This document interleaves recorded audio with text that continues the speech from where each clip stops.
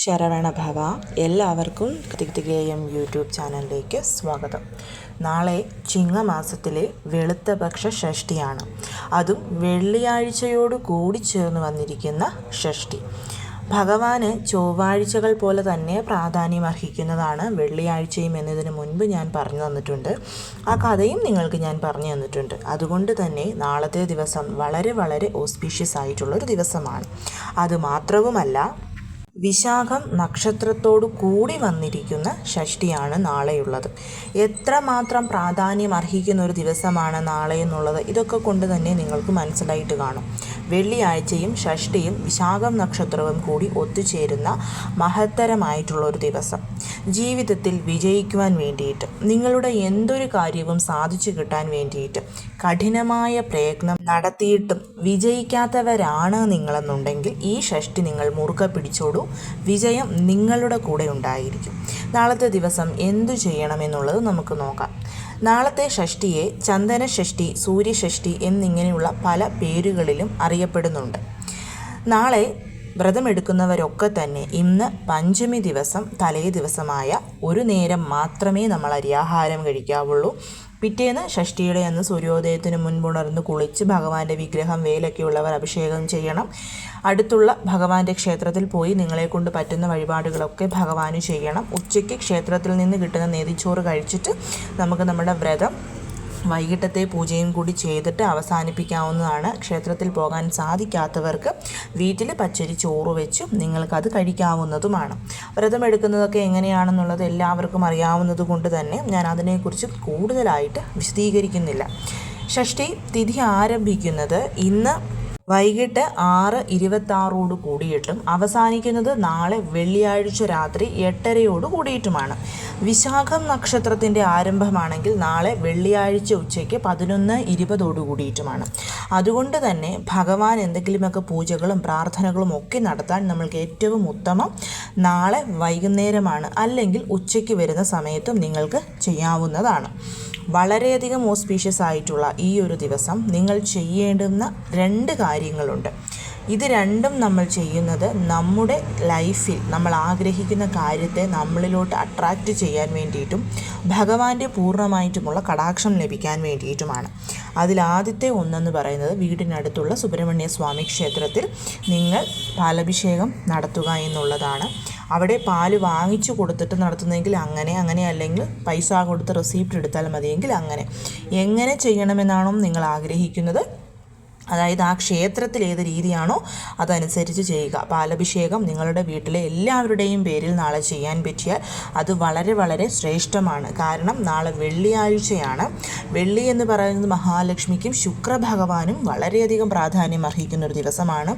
ചൊവ്വ നമ്മുടെ ജാതകത്തിൽ നീചത്വമായിട്ട് നിൽക്കുന്ന ഒരു സിറ്റുവേഷനാണ്. ചൊവ്വ ദോഷമൊക്കെ ഉണ്ടെന്നുണ്ടെങ്കിൽ നാളത്തെ ദിവസം തീർച്ചയായും നിങ്ങൾ ക്ഷേത്രത്തിൽ ഭഗവാന് പാലഭിഷേകം നടത്തുക തന്നെ വേണം. രണ്ടാമത്തെ കാര്യം എന്ന് പറയുന്നത് ഭഗവാന് ക്ഷേത്രത്തിൽ കുങ്കുമം വാങ്ങിച്ച് സമർപ്പിക്കുക എന്നുള്ളതാണ്. ഭസ്മമല്ലേ വാങ്ങിച്ചു കൊടുക്കേണ്ടത്, എന്തിന് കുങ്കുമം എന്നുള്ളൊരു സംശയം വരും. ഭഗവാന്റെ കളർ, ഭഗവാന് പ്രിയപ്പെട്ട നിറം എന്ന് പറയുന്നത് എപ്പോഴും ചുമപ്പാണ്. ഭസ്മം വാങ്ങിച്ചു കൊടുക്കുന്നതിനോടൊപ്പം, ഭസ്മം കൊടുക്കണമെങ്കിൽ നിങ്ങൾക്ക് കൊടുക്കാം, ഒപ്പം തന്നെ ഒരു പാക്കറ്റ് കുങ്കുമവും നിങ്ങൾക്ക് വാങ്ങിക്കൊടുക്കാവുന്നതാണ്. വീടിനടുത്ത് ക്ഷേത്രമൊന്നുമില്ലാത്തവരാണെന്നുണ്ടെങ്കിൽ നിങ്ങളുടെ കയ്യിൽ ഭഗവാന്റെ വേലോ വിഗ്രഹമോ ഉണ്ടെങ്കിൽ പാലഭിഷേകം നടത്തി ഭഗവാന് കുങ്കുമം കൊണ്ടും അഭിഷേകം ചെയ്യാവുന്നതാണ്. ഇതും നമുക്ക് വളരെയധികം നല്ല സത്ഫലങ്ങൾ തന്നെ കൊണ്ടുവന്ന് തരും. എന്നാൽ പോലും നമ്മൾ ക്ഷേത്രത്തിൽ ചെയ്യുമ്പോൾ അതിന് വളരെയധികം ഇരട്ടി ഫലമായിരിക്കും ലഭിക്കുന്നത്. നാളത്തെ ദിവസം നിങ്ങൾ ചെയ്യേണ്ടുന്ന കാര്യം, ഒരു വെറ്റില എടുക്കുക. നല്ല ഭംഗിയുള്ള കുത്തലുകളോ കീറലുകളോ ഒന്നുമില്ലാത്ത ഒരു വെറ്റിലയായിരിക്കണം. ആ വെറ്റിലയിൽ നിങ്ങൾ നിങ്ങളുടെ ആഗ്രഹം എഴുതണം.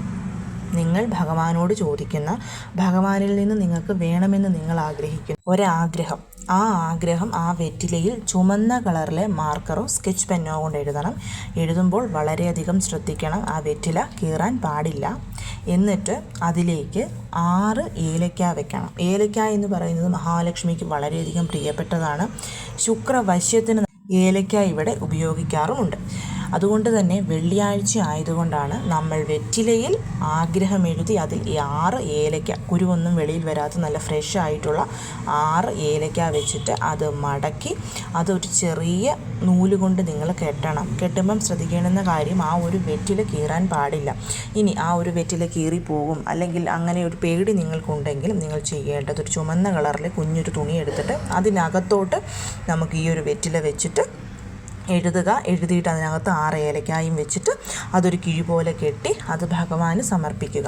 ഭഗവാന് സമർപ്പിക്കുമ്പം ഭഗവാന് എൻ്റെ ഈ ആഗ്രഹം എനിക്ക് എത്രയും പെട്ടെന്ന് സാധിച്ചു തരണമേ എന്ന് ഭഗവാനോട് പ്രാർത്ഥിച്ചിട്ട് വേണം സമർപ്പിക്കാൻ. എന്നിട്ട് ഈ മന്ത്രം നിങ്ങൾ 108 തവണ ചൊല്ലണം. മന്ത്രം ഇതാണ്: ഓം സൗം ഷൺമുഖായ നമഃ. ഇതാണ് ചൊല്ലേണ്ടുന്ന മന്ത്രം. ഇത് 108 തവണ നമ്മൾ ചൊല്ലിയിട്ട് നിങ്ങൾ ആ ഭഗവാന് സമർപ്പിച്ച ആ ഒരു കിഴി അതേപോലെ എടുത്ത് വീടിന് വെളിയിൽ, നിങ്ങളുടെ വീടിന് വെളിയിൽ എന്ന് പറയുമ്പോൾ ഫ്ലാറ്റിൽ താമസിക്കുന്നവരാണെങ്കിൽ ബാൽക്കണി ഉണ്ടാവും, ബാൽക്കണിയിൽ ചെടികൾ കാണും. ഏതെങ്കിലും ഒരു ചെടിയുടെ ചുവട്ടിൽ നിങ്ങൾ കൊണ്ടുപോയി കുഴിച്ചിടുക. കുഴിച്ച് അതവിടെ ഇട്ടിരിക്കുക. അടുത്ത ഷഷ്ടിക്ക് മുൻപ് നിങ്ങൾ ഭഗവാനോട് പ്രാർത്ഥിച്ച കാര്യം ഭഗവാൻ സാധിച്ചു തരും.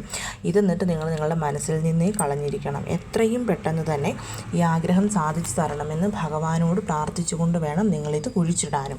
കുഴിച്ചിടുന്ന കാര്യം ഞാൻ പറഞ്ഞല്ലോ, ഏകദേശം ഈ ഒരു പൂജകളൊക്കെ ചെയ്തു തുടങ്ങി ഒരു മണിക്കൂറിനുള്ളിൽ തന്നെ നിങ്ങളിത് കുഴിച്ചിടണം. അതായത് നിങ്ങൾ വൈകിട്ട് ഒരു 6 മണിക്കോ 6:30ക്കോ ആണ് ഭഗവാൻ ഈ മന്ത്രങ്ങളൊക്കെ ചൊല്ലി പ്രാർത്ഥിക്കുന്നതെന്നുണ്ടെങ്കിൽ ഒരു 7:30ക്ക് മുൻപായിട്ട്, അതായത് നിങ്ങൾ പൂജ തുടങ്ങുന്ന സമയത്തിന് 1 മണിക്കൂറിനുള്ളിൽ നിങ്ങളിത് ചെടിയുടെ ചുവട്ടിൽ കൊണ്ടുപോയി കുഴിച്ചിട്ടിരിക്കണം. ആ കാര്യം മാത്രം നിങ്ങളൊന്ന് ശ്രദ്ധിച്ചാൽ മതി. അതിനുശേഷം ഭഗവാനോട് പ്രാർത്ഥിച്ച് ധൂപദീപ ആരതിയൊക്കെ എടുത്ത് നിവേദ്യം എന്തെങ്കിലുമൊക്കെ സമർപ്പിച്ചതൊക്കെ ചെയ്തിട്ട് കൊണ്ടുപോയി കുഴിച്ചിട്ടാൽ മതിയാകും. നിങ്ങൾ പ്രാർത്ഥിച്ച ഈ ഒരു കാര്യം വളരെ പെട്ടെന്ന് തന്നെ ഭഗവാൻ നിങ്ങൾക്ക് സാധിച്ചു തരും. വിശ്വാസപൂർവ്വം മാത്രം നിങ്ങളിത് ചെയ്യണം എന്നുള്ളതേ ഉള്ളൂ. അത്രമാത്രം പവിത്രമായിട്ടുള്ളൊരു പരിഹാരമാണ് ഇതെന്ന് പറയുന്നത്. അതുപോലെ തന്നെ ഈ മന്ത്രം ചൊല്ലുമ്പോഴും വളരെ സ്പീഡിലൊന്നും ചൊല്ലരുത്. വളരെ പതിയെ നിർത്തി തന്നെ നിങ്ങൾ ഈ മന്ത്രം ചൊല്ലണം. ഓരോ മന്ത്രം ചൊല്ലുമ്പോഴും നിങ്ങളുടെ ആഗ്രഹം നിങ്ങൾക്ക് വളരെ പെട്ടെന്ന് സാധിച്ചു കിട്ടുമെന്നും വിശ്വസിക്കണം. ഒരു ദിവസം കൊണ്ട് തന്നെ വളരെ മാജിക്കലായിട്ട് ഒരുപാട് പേർക്ക് ആഗ്രഹം നടന്നു കിട്ടിയിട്ടുള്ളൊരു മന്ത്രമാണിത്. അതുകൊണ്ട് തന്നെ ആ ഒരു വിശ്വാസപൂർവ്വം തന്നെ ചെയ്താൽ ഫലം നിങ്ങൾക്ക് തീർച്ചയായിട്ടും ലഭിച്ചിരിക്കും. എല്ലാവരെയും ഭഗവാൻ മുരുകൻ അനുഗ്രഹിക്കട്ടെ. ഓം ശരവണ ഭവ.